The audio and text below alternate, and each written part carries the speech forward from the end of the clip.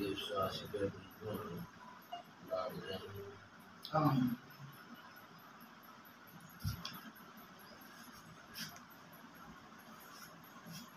वालेकुम दोस्तों, मैं आपका दोस्त फ़हीम सन्यासी जी। दोस्तों, आज फिर मैं आया हुआ हूँ। ये ज़िला छांका इलाका है, गढ़ महाराजा, तो इसके साथ ही है बस्ती सियालकोट वहाँ पे।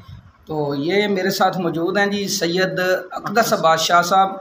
तो ये यहाँ पे माशाल्लाह से इनका दरबार भी है और इनका जो वालिद साहब थे वो भी हिकमत करते थे, इनके दादाजी भी हकीम थे और ख़ानदानी हिकमत करते हैं। पीरी मुरीदी और हिकमत इनका ख़ानदानी जो है ना जी काम है।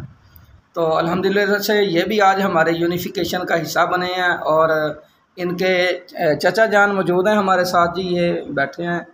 तो सैयद इतरत हुसैन शाह साहब जी। तो अभी शाह साहब ने शागिर्दी अख्तियार की है और माशाल्लाह से दस्तारबंदी की है।